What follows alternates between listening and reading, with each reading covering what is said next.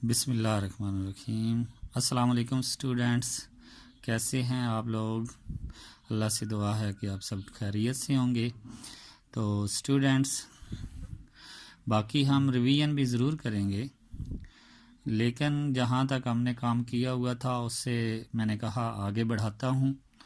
तो एक्सरसाइज जो हमारी 2.4 है, उसका क्वेश्चन नंबर 1, उसका फर्स्ट पार्ट भी हमने किया हुआ है और 4 पार्ट भी हमने किया हुआ है। इंशाल्लाह उसकी वीडियो जो है वो इंशाल्लाह जल्दी ही अपलोड कर दी जाएगी।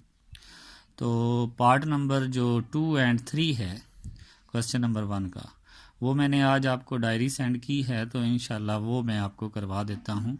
तो ये मेरे पास जो है ये पार्ट नंबर 2 है, 2.4 क्वेश्चन नंबर 1। तो इसमें स्टूडेंट्स देखें, हमारे पास 2x5 y raise -4 multiply -8 x raise -3 and y raise 2। तो स्टूडेंट्स इनको हमने सिंपली क्या करना है, मल्टीप्लाई करना है और सिंपलेस्ट फॉर्म में लिखना है। तो मैंने आपको बताया था कि कांस्टेंट को कांस्टेंट से मल्टीप्लाई किया जाता है, x को x से मल्टीप्लाई किया जाता है और y को y से, अगर z होता तो z को z से मल्टीप्लाई। तो हमने 2 मल्टीप्लाई -8 करेंगे, तो ये हमारे पास 2 मल्टीप्लाई -8 फर्स्ट ऑफ ऑल। इसके बाद हम x को x से मल्टीप्लाई करेंगे, तो एक x हमारे पास x रेज 5 है और दूसरा है x रेज -3। तो इसको हम मल्टीप्लाई करेंगे। फिर हम y रेज -4 है और y रेज -4 और मल्टीप्लाई y रेज 2। तो इनको जब हम मल्टीप्लाई करेंगे तो अब ये देखें प्लस माइनस माइनस आ जाएगा और 8 2s आर 16 और x मल्टीप्लाई x।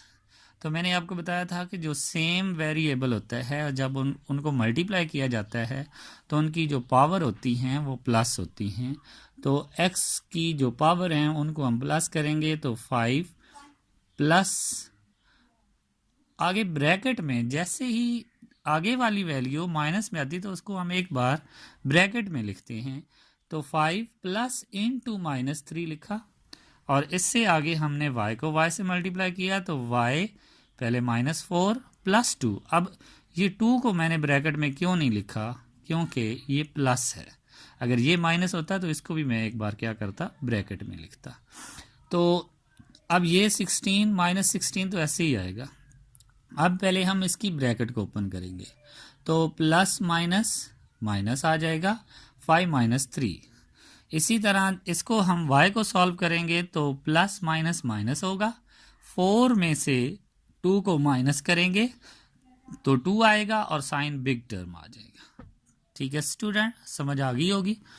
तो अब हम नीचे चलते हैं, ये -16 ऐसे ही रहेगा, x रेज 5 -3 x2 आ जाएगा और ये -2 है तो इसको प्लस करने के लिए मैंने एक चीज़ आपको बताई थी कि इसके नीचे ये थोड़ा सेपरेट देखें, y -2 बाय 1, जो जिसके नीचे कुछ भी नहीं होता उसके नीचे 1 होता है।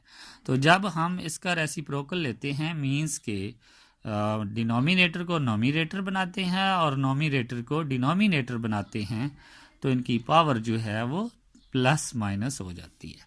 अगर माइनस हो तो वो प्लस हो जाती है, अगर प्लस हो तो वो माइनस हो जाती है। तो इसी तरह ये ऊपर मल्टीप्लाई हो रहा था, तो इसको जब मैं नीचे लेकर आया तो इसकी पावर जो है वो क्या होगी, प्लस होगी। तो ये हमारे पास सिंपलेस्ट फॉर्म है जी स्टूडेंट। अब हम पार्ट नंबर 3 की तरफ आते हैं।